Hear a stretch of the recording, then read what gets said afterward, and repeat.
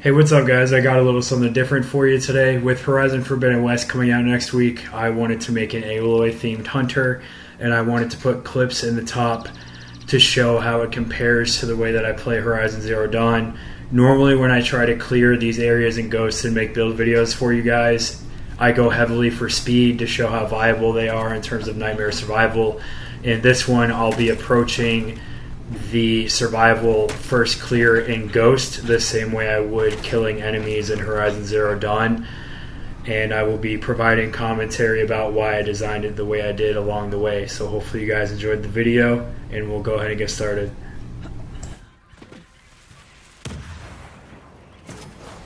Right off the bat, we got them both jumping into the sticky bomb after using, in Ghost it's called focused hearing. In Horizon Zero Dawn, Aloy just has her focus, her little earpiece that lets her survey the area tactically in that. In Horizon, in the top right corner, you'll see Aloy has sticky bombs. They come from a slingshot. In Ghost, the sticky bomb is just a little grenade you chuck, and it sticks somebody, obviously, and explodes. In the top right, I will only be using the exact same style of weapons that they have in Ghost. I'm not using any tripwires or anything, to show you guys how the two builds compare and how the games compare stylistically.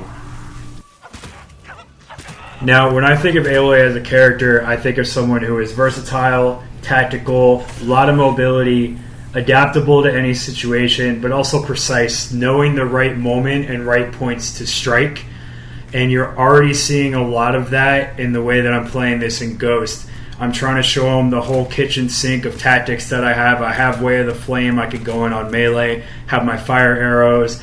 I have the weaken arrows using foul arrows on the charm. I'm trying to show them everything right off the bat with the clear, as well as being extremely mobile and using my environment and my speed to my advantage. You'll also see that in the top right corner, I've taken some damage already in the video in the clips for Horizon.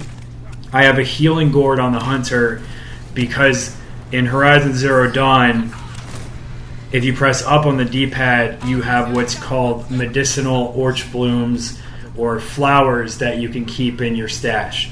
And when you need to heal, you can pull those out and heal yourself back to full health progressively the more that you use. It's the same idea with the healing gourd. The more damage that I take, the better I get as well, because I have injured resolve gain on it, so I can more easily access the hunter alt to give that feeling of versatility.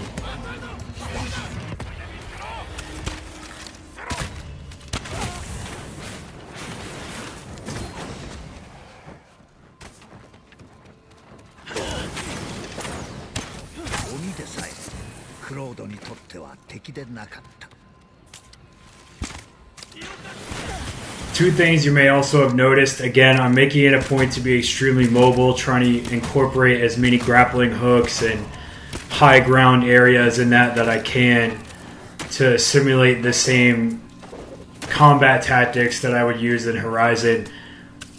You'll have also noticed that there isn't a lot of investment in the ultimate ability on this hunter build, and that's strictly because I felt like it was unrealistic and unreasonable to invest in, considering the fact that in Horizon, Aloy doesn't have an ultimate ability that you just summon because you've killed enough enemies. You have to constantly think and know your surroundings and your environment and what enemies are around you, whether they're in the air, on the ground, in the water, what outfits you're wearing, what kind of resistances you have, what kind of modifications you have on your weapons. You have to know how much resources you have to craft more ammo, all these things. So that's kind of what I'm trying to simulate, is what would Ghost be like without me being able to just run around with a hunter, where I can just reload, cancel at will, build up my ult with the weightless spirit bow and just go nuts with it. I'm trying to show a bit more realism, I guess you could say, in terms of how closely one build resembles the gameplay of another game.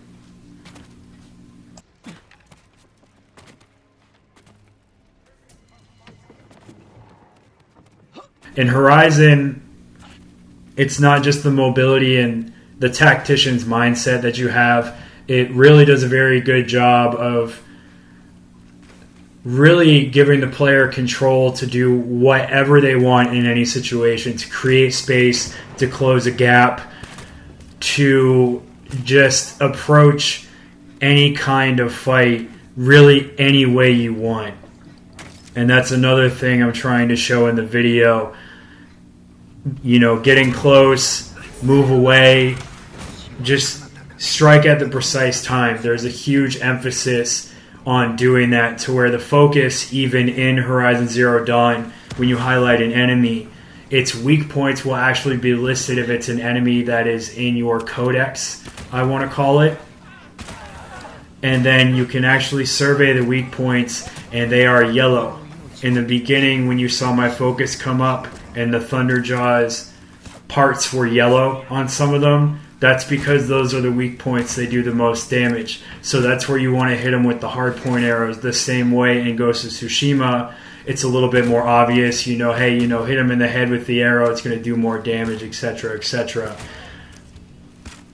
But honestly, I do feel like the combat in these games can be extremely similar sometimes, and that was another inspiration for the build, other than the fact that Horizon is probably my favorite game of all time. So to be able to make this and show you guys the comparisons was an extremely fun thing to do.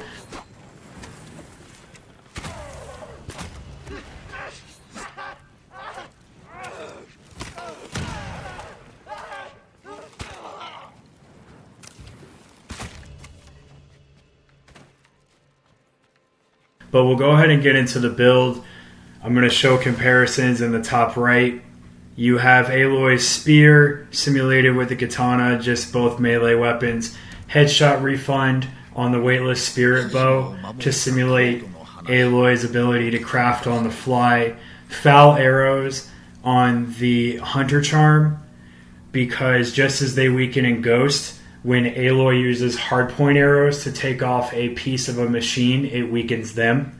Combat regeneration, because with Aloy's Shield Weaver armor, just as health restores during combat in Ghost, her armor will restore health slowly with its barrier after it takes a hit in Horizon.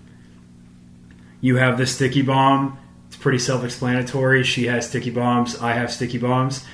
And then you have the healing gourd, because of the medicine or the potions that Aloy can carry around. The reason that I have the techniques I have on the build, I have explosive arrow to simulate some more versatility in terms of the explosive weapons she does have, like blast wire and blast bombs. I have the status effect bonus, because fire damage or status type damage in Horizon Zero Dawn can be extremely effective depending on the enemies that you hit them with, as long as they match the weaknesses you're trying to line them up with. And then I have pinpoint, again, just to achieve more headshot damage more often, a little bit more rapid fire. You'll have seen in the clips in the top right that I'm able to fire a lot from the hip with her bow.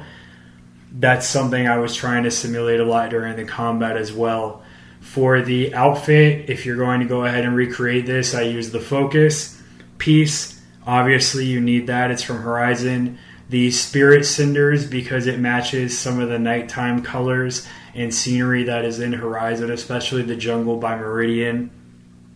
I'm using the Aloy outfit. That one's pretty self-explanatory. It's the same one I use in the Horizon clips. And then I use the Spider's Kiss sword sheath, because Horizon has a lot of blues and oranges and those kind of colors in the palette. I felt like that one was the best one to match them up a bit more. Other than that, I hope you guys have enjoyed the video. Anybody who's getting the game next week, you feel free to comment. Let me know what you think of it. But I hope wherever you are, you guys are having a wonderful day, and I'll see you next time.